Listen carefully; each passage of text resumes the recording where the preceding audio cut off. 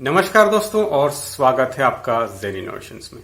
दोस्तों लैपटॉप जो है वो आज के जमाने में एक तरह से बेसिक नेसेसिटी हो चुकी है। और दोस्तों आजकल जो लैपटॉप्स हैं इसमें इतने सारे मॉडल्स आ रहे हैं कि इनको चूज कर पाना काफी डिफिकल्ट हो जाता है। लेकिन दोस्तों ये वाला जो वीडियो है ये आपके लैपटॉप की जो चॉइस है उसको काफी इजी बना देगा। तो वीडियो को पूरा देखिए, वीडियो को कहीं पे भी स्किप मत कीजिए। और दोस्तों ये जो लैपटॉप से रिलेटेड जो खास टिप्स हैं ये आ रहे हैं हमारे दोस्त की तरफ से जिनका नाम है विशाल। और विशाल जी जो है दोस्तों ये टेक्जोनिकल के नाम से एक काफी बढ़िया टेक चैनल चलाते हैं। तो आपको अगर जो है अलग अलग टेक्नोलॉजिकल चीजों के बाइंग गाइड्स और पैसे बचाने में इंटरेस्ट है तो टेक्जोनिकल्स को सब्सक्राइब जरूर कीजिए। तो चलिए दोस्तों स्टार्ट करते हैं आज का video and over to you Vishal from here. कोई भी लैपटॉप खरीदने का आप जब भी सोचते हो तो आप बहुत सारी चीजें यहाँ पर ध्यान रखते हो कि आपका बजट कितना है, कौन सा स्पेसिफिकेशन चाहिए और क्या मुझे एक्चुअली वैल्यू फॉर मनी मिल रही है उस लैपटॉप से या फिर नहीं। तो इस वीडियो में मैं आपको यही बताने वाला हूँ, ऐसे कुछ टॉप 10 टिप्स कि जब भी आप कोई लैपटॉप खरीदने जा रहे हो ना तो ये सारे टिप्स को कंसीडर करना आपको बनता है। और वो इसलिए क्योंकि ये जो लैपटॉप बाइंग गाइड मैं बना रहा हूँ ये based on my practical experience है। ऑलमोस्ट मुझे लैपटॉप यूज़ करते हुए करीब 15 साल से ज़्यादा हो चुके हैं। मैंने तरह तरह के जनरेशन्स के वगैरह के लैपटॉप वगैरह यूज़ किए हैं और over the period of time इस सारे एक्सपीरियंस को देखते हुए मुझे लगता है कि आप एक वैल्यू फॉर मनी लैपटॉप कैसे डिसाइड कर सकते हो इन टिप्स में मैं वही बताने वाला हूँ। तो hello guys, I am Vishal and welcome to another Techzonical video. और ये वीडियो है in the collaboration with Zen Innovation. So thank you Zen Innovation for giving me chance to speak on your channel. और मुझे लगता है कि आपके लिए काफ़ी बेनिफिशियल रहेगा। जेन इनोवेशन भी काफ़ी टेक रिलेटेड वीडियोस वगैरह बनाते हैं तो आप उनके चैनल को भी सब्सक्राइब कर लेना और साथ में टेक्जोनिकल को भी सब्सक्राइब करके रखो ताकि और भी ऐसी इंटरेस्टिंग टेक वीडियोस आप देख सको। तो अब बिना देरी के जल्दी से स्टार्ट करते हैं।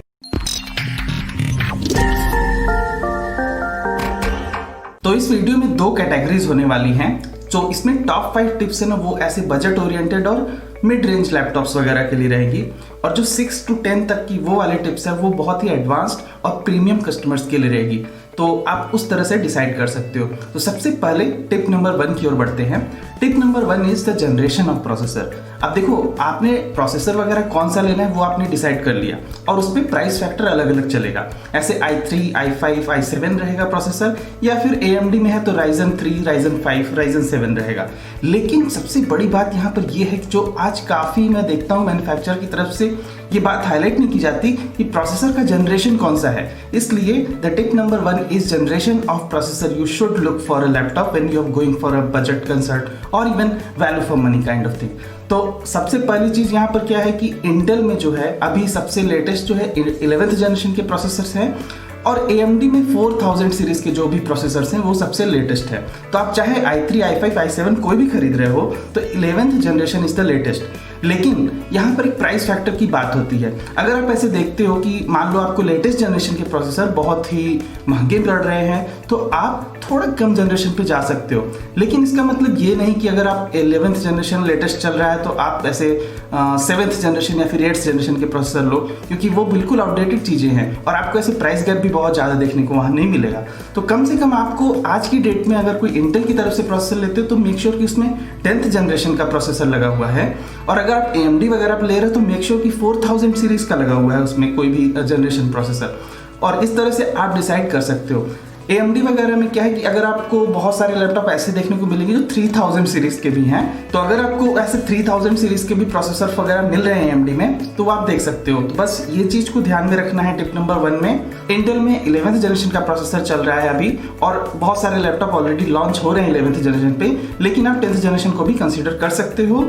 और अगर बहुत बड़ा प्राइस गैप नहीं दिखता है तो आप अवॉइड करो कि पुराने जनरेशन पे जाओ, बिल्कुल पुराने जनरेशन को अवॉइड करना है। और हाँ, AMD के केस में आपको कम से कम 4000 सीरीज वाले लैपटॉप लेने चाहिए। हालांकि आप 3000 पे भी जा सकते हो अगर प्राइस गैप ज्यादा है दोनों particular generation. Now comes tip number 2 और ये बात है आपके बजट को देखते हुए रैम कैपेसिटी आप कौन से डिसाइड करोगे। 40,000 से नीचे के बजट वाले लैपटॉप्स में आपको कम से कम 4GB तो लेना ही लेना है। और मुझे लगता है कि ऑलमोस्ट 4GB से कम में कोई लैपटॉप अभी अवेलेबल होगा भी नहीं। लेकिन अगर इनके साथ 40,000 से ज़्यादा का बजट लगा रहे हो तब आपको कम से कम 8GB का रैम चाहिए ही चाहिए, क्योंकि ये एक स्टैंडर्ड है। और अगर इतना नहीं मिलता है तो आपको सिंपली वैसे ही लैपटॉप्स को अवॉइड करना चाहिए जो 40,000 से अबव के प्राइस पे भी आपको सिर्फ 4GB रैम लगा के देते हैं। Now tip number 2, SSD। अब ये सबसे एक बड़ा हाईलाइटिंग पॉइंट है। वो इसलिए मैं अपने पहले वीडियोस में भी बहुत सारी बताया हूँ, मेरे चैनल पे अगर आप जाकर देखोगे तो SSD is mandatory requirement for any laptop. और वो इसलिए क्योंकि आपको क्या है ना, नॉर्मल हार्ड ड्राइव जो होती है HDD वाली, उसको बोलते हैं हार्ड डिस्क ड्राइव, तो वहाँ डिस्क ड्राइव होती है, उसमें उतना रीड और राइट का जो है ट्रांसफर रेट ना वो बहुत कम होता है, लेकिन SSD में वो ज़्यादा होता है। तो क्या है कि आपको ओवरऑल सेम कॉन्फ़िगरेशन में same processor same RAM capacity पे ज़्यादा स्पीड देखने को मिलेगी। जबकि आप अगर नॉर्मल डिस्क ड्राइव की कोई भी लैपटॉप लेते हो ना, तो उसमें आपको वो चीज़ नहीं देखने को मिलेगी और आपके लैपटॉप में यूजुअली 100% डिस्क यूजेज वगैरह का इशू देखने को आपको मिल सकता है। इसलिए आप जब भी कोई लैपटॉप खरीद रहे हो, तो कोई भी बजट पे आप जा रहे हो वैसे, तो कम से कम आपको उसमें 128 GB का SSD ऐसा देखना है। क्योंकि अगर वो नहीं है ना, तो आपका ऑलमोस्ट, अगर मान लो कोई आप लैपटॉप ऐसे 30,000 का भी खरीदते हो ना और वो फिर चल ही नहीं रहा है, तो इस केस में आप जरा सोचो कि आपके 30,000 रुपये भी ऐसे बर्बाद हो गए। जबकि अगर आपको ऐसे 35,000 या 40,000 देके SSD के साथ में कोई लैपटॉप मिलता है, तो आप उसका फुल पोटेंशियल यूज कर पाओगे। SSDs में भी 2 कैटेगरीज होती है। अगर आप PCIe वाली SSD लेते हो ना कोई भी, तो उसमें क्या है कि आपको रीड राइट की ट्रांसफर स्पीड ऑलमोस्ट 500 से 800 Mbps तक मिलेगी। जबकि अगर आप कोई NVMe वाली SSD लेते हो, ऐसा कोई लैपटॉप में लगा हुआ है वो वाला SSD, तो आपको ऑलमोस्ट 1 Gbps की ट्रांसफर रेट मिलेगी। तो एक तरह से देखा जाए, अगर आप ऐसे 40,000 के अंदर के बजट में हो, तो फिर आपको नॉर्मल PCIe वाली ही SSDs मिलती है लैपटॉप में। लेकिन अगर आप 40,000 से ऊपर के बजट पे हो, जैसे 50-60,000 या फिर कोई गेमिंग लैपटॉप वगैरह खरीद रहे हो, तो मेक श्योर कि NVMe वाली SSD हो उसमें, क्योंकि वो बहुत ही बड़ा इंपॉर्टेंट फैक्टर है। अब इमेजिन करो कि आपके लैपटॉप में काफ़ी हाई-फाई प्रोसेसर लगा है, लेकिन वहाँ पे SSD भी स्लो है या फिर नॉर्मल हार्ड ड्राइव लगी है, तो वो आपके लिए एक्चुअली यूजलेस सा लैपटॉप हो जाएगा। आपको पूरी फुल पोटेंशियल वाली परफॉर्मेंस लैपटॉप में देखने को नहीं मिलेगी उस केस में। इसलिए SSD भी डिसाइड करते वक्त आपको बजट को ध्यान में रखते हुए ये बात देखनी चाहिए। Now comes tip number 4। बहुत सारे सब्सक्राइबर्स वगैरह मेरे पूछते रहते हैं अक्सर कि यार ये ऑक्टेन मेमोरी क्या होती है, मतलब, तो मैं आपको एक यहाँ पे सिंपल इन्फॉर्मेशन देना चाहूँगा कि अगर कोई आपको ऐसा लैपटॉप मिल रहा है ना ऑक्टेन मेमोरी के साथ, तो बेसिकली उसको ज़्यादा अवॉइड ही करो तो ज़्यादा बेहतर रहेगा। मैं बताता हूँ उसका रीज़न क्या है। तो इंटेल ने एक्चुअली इंट्रोड्यूस किया था एक नया मैकेनिज्म जो है ऑक्टेन मेमोरी का। तो क्या होता है कि बेसिकली उसमें SSD नहीं लगाते हैं और एक ऑक्टेन मेमोरी होती है जो eMMC टाइप की मेमोरी टाइप होती है। मेरे चैनल पे मैंने एक मेमोरी का भी वीडियो बना रखा है, तरह तरह की जो मेमोरीज एडवांस होती गई हैं। उसमें ऑक्टेन मेमोरी क्या है कि आपको eMMC टाइप की उसमें मेमोरी मिलेगी, जिसका ट्रांसफर रेट ऑलमोस्ट SSD जैसा होगा, लेकिन वो एक्चुअली में SSD होती नहीं है। ऑक्टेन मेमोरी को लैपटॉप में यूजुअली इंटेल ने ऐसा इंट्रोड्यूस करके इसलिए दिया था ताकि जो वर्चुअल मेमोरी का कॉन्सेप्ट होता है कंप्यूटर में सॉफ्टवेयर के एल्गोरिथम के थ्रू, वो क्या है कि कम रैम के केस में ऑक्टेन मेमोरी पर बने, ना कि जो है हार्ड ड्राइव पर बने। लेकिन अगर आप सोचो, अगर आप ऐसे अच्छी SSD वाला लैपटॉप ले लो, तो एक्चुअली में ऑक्टेन मेमोरी की जरूरत ही नहीं है। वो एक अननेसेसरी मेमोरी है जो कि लैपटॉप में आपको आकर बेवजह एक नया ही ड्राइव क्रिएट कर देता है। तो आपको ऑक्टेन मेमोरी के साथ कोई भी लैपटॉप ऐसे अवॉइड करना है, क्योंकि अननेसेसरी उसका प्राइस बढ़ जाता है और अच्छी SSD लगी हो वो काफ़ी होता है। ऐसे कोई एक थर्ड चीज ऑक्टेन मेमोरी वगैरह की जरूरत नहीं है लैपटॉप में। आपको एक अच्छी रैम कैपेसिटी हो, अच्छी SSD हो, that is sufficient, more than enough. Now comes tip number 5 और यहाँ पर हम बात करेंगे डिस्प्ले क्वालिटी। डिस्प्ले क्वालिटी बहुत ही इंपॉर्टेंट है आज की डेट में। कोई भी ऐसे लैपटॉप अगर आप खरीद रहे हो ना, तो display quality is one of the things कि आप हर समय उसके सामने बैठ रहे हो ना, आपकी आंखों पर कैसा इफेक्ट डाल रहा है। और आज की डेट में IPS ग्रेड वगैरह के पैनल ऑलमोस्ट 40-40 हज़ार के लैपटॉप पे मिलने लगे हैं। बहुत सारे ब्रांड मैन्युफैक्चरर एक्चुअली में वो प्रोवाइड नहीं कर रहे, इवन 50-60 हज़ार के लैपटॉप में, जैसे कि डेल। अगर आप इसे 40 हज़ार से कम के बजट वाले लैपटॉप ले रहे हो, तो यूजुअली आपको IPS ग्रेड का डिस्प्ले उसमें देखने को नहीं मिलेगा। लेकिन अगर आप 40 से ऊपर जा रहे हो, तो मेक श्योर कि IPS ग्रेड का पैनल वहाँ पे लगा हुआ है। बहुत सारे अभी ऐसे मार्केट में लैपटॉप्स अवेलेबल हैं, आप थोड़ा रिसर्च करोगे तो आपको मिल जाएंगे जो कि IPS ग्रेड का पैनल इसमें लगा हुआ आता है, ऑलमोस्ट इवन 40,000 के बजट में ही। फॉर एग्जाम्पल थिंकपैड का एक E14 लैपटॉप है जो मैंने अभी रिसेंटली परचेज भी किया है अमेजन से। उसमें क्या है कि IPS ग्रेड का पैनल लगा है और लैपटॉप का प्राइस ऑलमोस्ट 38,000 है और उसकी बाकी कॉन्फ़िगरेशन भी काफ़ी अच्छी है। लिंक आपको डिस्क्रिप्शन में मिल जाएगा, आप जाकर वो वाला अगर चाहे तो आप देख सकते हो अमेजन पे।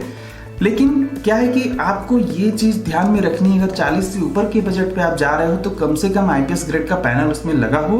ये चीज़ आप जाके कॉन्फ़िगरेशन वगैरह में लैपटॉप के वहाँ पर वेबसाइट वगैरह पे या फिर इवन मैन्युफैक्चरर की वेबसाइट पे जाके पार्टिकुलरली चेक करो कि उसमें IPS ग्रेड का पैनल है उस मॉडल में या फिर नहीं है, कोई भी लैपटॉप खरीदने से पहले। तो अब ये सारे पांचों टिप्स जो है आपको ऑलमोस्ट बजट या मिड रेंज के लैपटॉप में ध्यान रखने चाहिए। और अब बात करते हैं थोड़े एडवांस टिप की। तो टिप नंबर 6, यहाँ से जितने भी टिप्स मैं बता रहा हूँ ये सभी एक एडवांस कैटेगरी के यूजर्स के लिए है।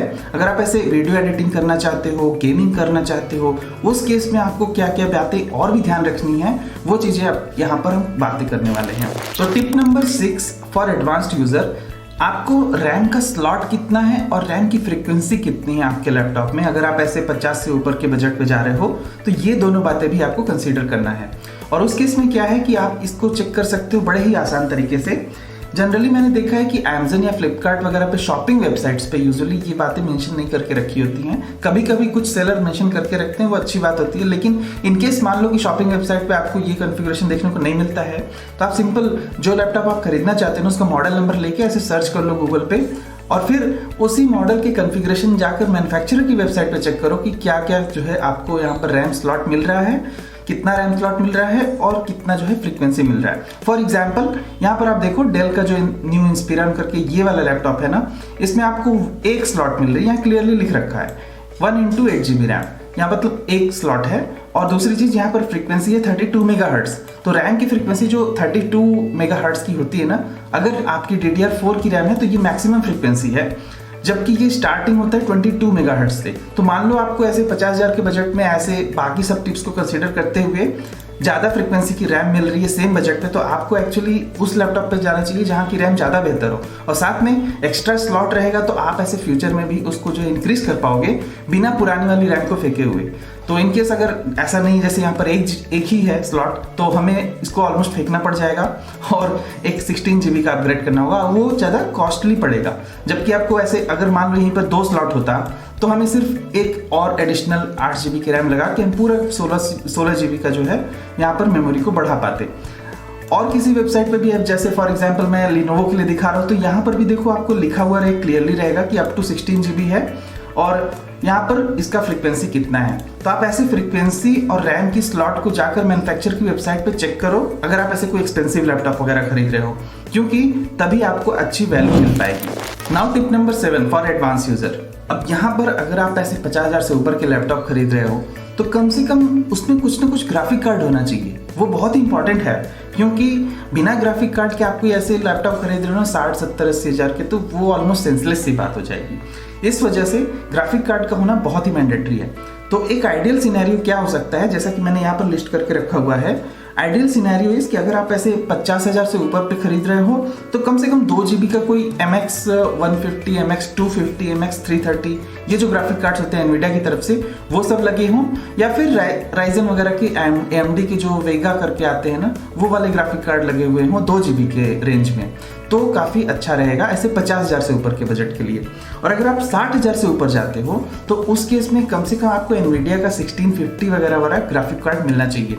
मैं ऐसा इसलिए कर रहा हूँ क्योंकि over the period of time मैंने क्या एक्सपीरियंस किया है कि जितने भी लैपटॉप आज की डेट में 60,000 से ऊपर है ना, तो उसमें 4 GB की ग्राफिक कार्ड ऑलमोस्ट आसानी से मिल रही है आपको बाकी सारी चीज़ों को कंसिडर करते हुए। इस वजह से मैं ये सजेस्ट करूंगा कि आप 60,000 से ऊपर कोई भी लैपटॉप खरीद रहे हो तो मेक श्योर इसमें एनवीडिया का 1650 वाला जो है ग्राफिक कार्ड 4 GB का लगा होना चाहिए। और इनकेस आप ऐसे 80,000 से ऊपर जा रहे हो तो 60 से 80 के बीच तो आप ऐसे 4 GB graphic card is okay fine. लेकिन 80,000 से ऊपर के लैपटॉप जा रहे हैं, 1 लाख तक के लैपटॉप पे आप जा रहे हो तो उस केस में क्या है कि आपको कम से कम जो है एनवीडिया का 2060 वाला ग्राफिक कार्ड होता है 6 GB का, वो वाला आपके लैपटॉप में लगा होना चाहिए। और ये एक आपको मैंडेटरी रिक्वायरमेंट बन के चलना है, तभी आपको जो है बेस्ट वैल्यू मिलेगी आपको उस प्राइस पे। आप ऐसे मान लो कि 99,000 90,000 का लैपटॉप आप खरीद रहे हो और उसमें भी आपको 4 GB का ग्राफिक मिला, तो ये अच्छी बात नहीं है, क्योंकि ऐसे मार्केट में बहुत सारे लैपटॉप है जिनमें वो चीज़ें अवेलेबल है। हाँ, कुछ मैन्युफैक्चरर की तरफ से वो चीज़ें नहीं है, तो इसलिए आपको कॉशियस रखना है। और इस तरह से यही मेरा पर्पस है कि आपको मैं कॉशियस बना सकूं इस बारे में, ताकि आप ध्यान से कोई भी एक वैल्यू फॉर मनी प्रोडक्ट खरीद सको।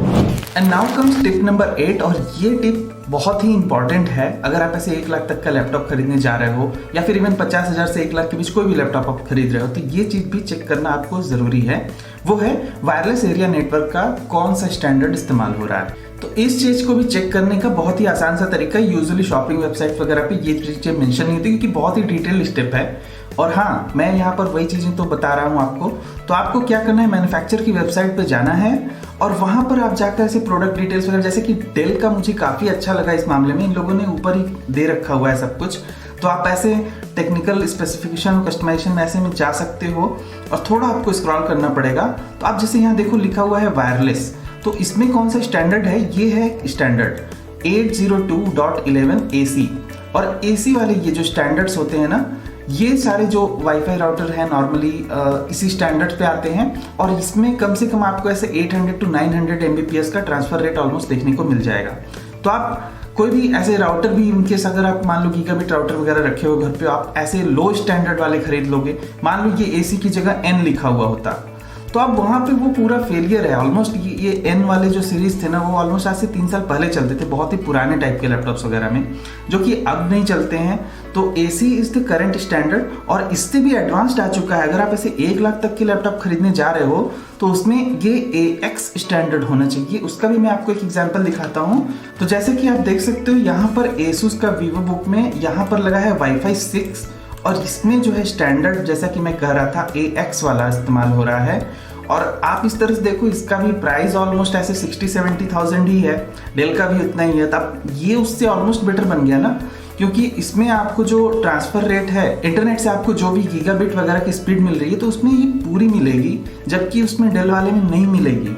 तो आप ऐसे स्ट्रगल करते रहोगे कि यार मेरे पास आ तो रहा है बहुत सारा स्पीड, लेकिन सब जा कहाँ रहा है। इसमें वो केस नहीं होगा, इसमें आपको पूरी फुल स्पीड देखने को मिलेगी। अगर आपके पास 1 Gbps का नेटवर्क है तो आपको 1 Gbps देखने को मिलेगा, लेकिन इनकेस आपका स्टैंडर्ड पुराना है वायरलेस एरिया नेटवर्क का, तो फिर वो चीज़ नहीं मिलेगी। इस वजह से एज ए एडवांस बायर आपको ये चीज़ भी ध्यान में रखना चाहिए।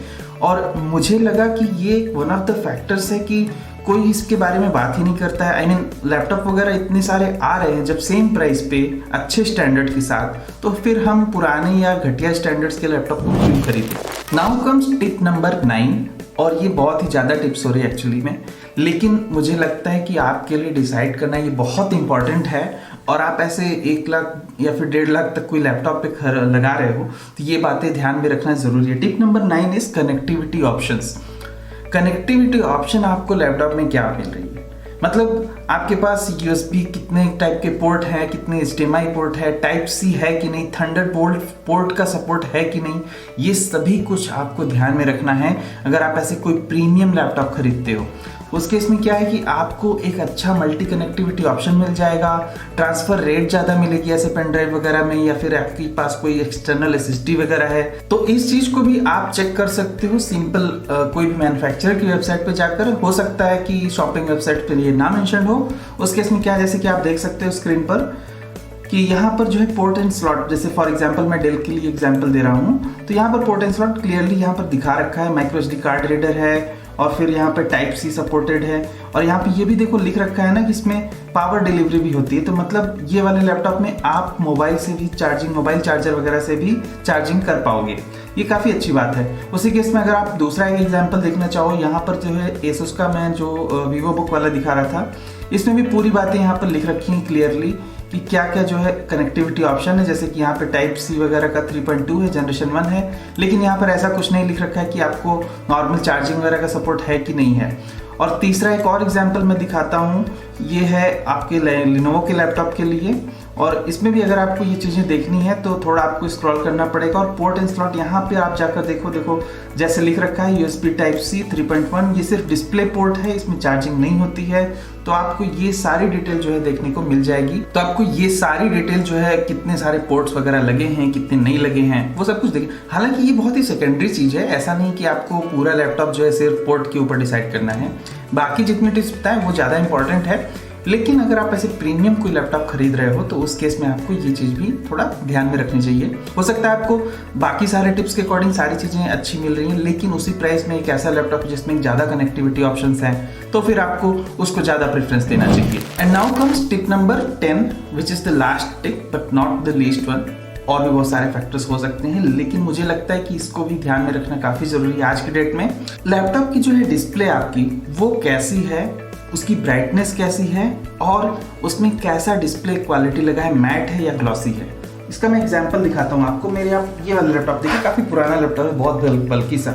इसमें देखो आप, जैसे ये ग्लॉसी है, ये कितना चमक रहा है, शाइनी शाइनी। अगर आप आज की डेट में ऐसा लैपटॉप खरीद रहे हो ना, मतलब जिसमें ग्लॉसी ग्लॉसी डिस्प्ले है ना, तो ये पूरी तरह से वेस्टेज ऑफ मनी हो जाएगा। क्योंकि आपको ऐसे इंडोर्स में अगर आप बैठे हुए हो तब तो आपको काफ़ी अच्छा दिखेगा, लेकिन इनकेस आप ऐसे आउटडोर वगैरह पे गए तो काफ़ी ख़राब हो जाएगा।